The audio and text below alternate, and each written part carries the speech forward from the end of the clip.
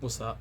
So guys, I'm back with another video. Today I want to talk to you a little bit about another top 5 I got. I've talked in the past about my top 5 wishlist books, top 5 books in my collection, my top 5 favorite covers. So today I want to talk about my top 5 dream books.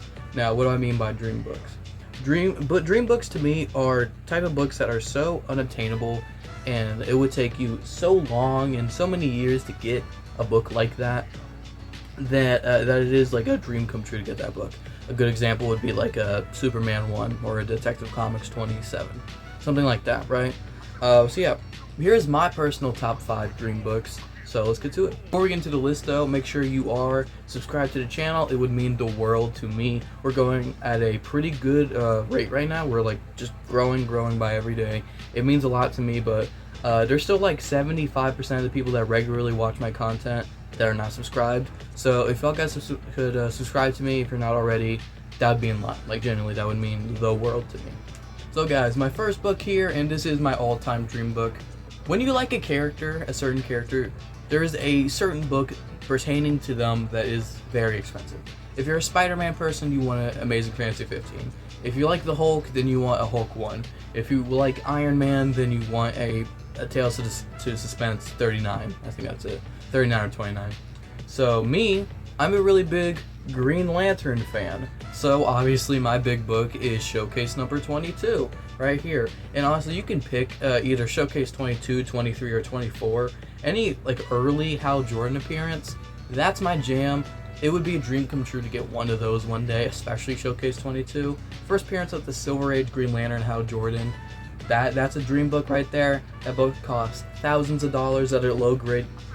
I think minimum, if we're talking like 0.5 condition raw, you could get below 1,000 maybe, but it's really hard to get that book with it still all intact for less than $1,000. So that's why it's on the list. So another character that I am a really big fan of is Gwenpool. As you see by the icon of my channel, I'm a really big Gwenpool fan. And the dream book when it comes to Gwenpool is Howard the Duck number 1. Now this is not the regular cover. The regular cover at a 9.8 I think is $100 barely. Howard the Duck number 1 is the first appearance of Gwenpool, kinda. It's not really, but it's what it says on the CGC notes. This book that I have up here is the 1 in 25 variant for this book. Now, I think a reason that this book is so expensive and so hard to find is 1, because it's a 1 in 25, so there is a little less of them made. And 2 is, for a first appearance of a character, she is shown very prominently on it, so people who do like Gwenpool want this book. 9/8 of this book are like thousands of dollars, and like probably like $1,000 to maybe $2,000. If you know me, one of my goals is I want to eventually one day get the best Gwenpool collection of comics in the world.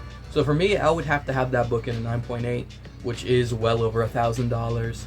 So yeah, that's why that one's on the list. First appearance of Gwenpool, Howard the Duck number 1. Keeping it Green Lantern here, you're gonna see a lot of Green Lantern on this list. So I think it's issue 59. I do want to say I think it's 59. This is first off, it's an awesome cover. This one's a little bit more obtainable. This is actually a pretty obtainable one. This one's currently in my eBay cart. This is Green Lantern 59, first appearance of Guy Gardner. Yeah, it's first appearance of a Green Lantern. When it comes to Green Lantern, the keys I really want are first appearances of Green Lanterns. A good example of that is something like this, the first appearance of Kilowog. This is one of my favorite books in my entire collection because it's the first appearance of a Green Lantern, and I like all the Green Lanterns. My favorite being Kyle Rayner, but I like all of the Green Lanterns. And that one is a big one to me. Yeah, Guy Gardner, fan favorite character. He might not be my personal favorite Green Lantern, but I do love him to death. It's a big first appearance for me, so I'd love to get that book. And maybe like a 4.0, something like that, for an affordable price of like $250. The fourth book, we are going DC, but kind of not DC. We are talking about Blue Beetle number 1 from Charleston Comics. This is the first appearance of one of the most underrated characters in all of comic books, and one of my favorite characters in all of comic books. We're talking about the Question. This is the first appearance of the Question. Blue Beetle number 1 from Charleston Comics. If you don't know, Blue Beetle was not a part of DC, nor was the Question. They were a part of Charleston Comics, and they had a whole bunch of characters including characters like Captain Atom and Peacemaker, Blue Beetle, and of course The Question. Charleston Comics applied for bankruptcy, and during that time, DC kind of swooped in and took all their characters, and eventually The Question, Blue Beetle, Peacemaker, all those guys went over to DC Comics. But this is before that, and this is the first appearance of The Question. I like The Question a lot. I've been recently reading his DC run, his first run with DC. Recently, I was reading that over the course of the weekend, and man, I love that to death. It is so good and so interesting. I think it is a must read for a lot of people. And yeah, this is the first appearance of The Question. You'd be hard pressed to find this book for less than $600 graded. Maybe you can find like a really beat up raw copy for like in that $100 range. But me personally, when it comes to like a Grail book, I kind of just want to have it graded no matter the grade. It could be a 0.5, right? If we're talking like a 0.5 first question or a 0.5 first appearance of Hal Jordan, I would take that all day long, you know? So yeah, first appearance of The Question, that's a big one. Alright, staying DC here and Green Lantern. I know, I'm sorry that this list is very oversaturated with Green Lantern, but I love Green Lantern a lot. It means the world to me. Green Lantern is so close to my heart, and I just want to get all the big Green Lantern books. This one's no exception, final one on the list here. Green Lantern 76, iconic cover. This is the first crossover between Green Arrow and Green Lantern that started that whole Neil Adams kind of run. It was one of the best comic runs ever. I would say that kind of period of when Green Lantern and Green Arrow was happening, it was a great storyline. I really recommend it to anyone that hasn't read it out there. So yeah, that book would be an amazing one to get. People also consider this the kickoff to the Bronze Age of comics, which yeah, and this is just an iconic cover. This cover has been homaged from time to time, and it's just a great cover.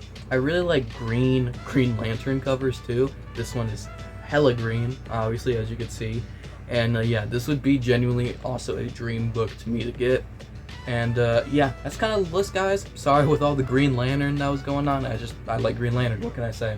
So yeah, guys, thank you guys for watching the video. Let me know what your dream books are in the comment section down below. If you're a content creator and would like to make a video of this of your own, go ahead. I would love to see what dream books that y'all guys are on the hunt for.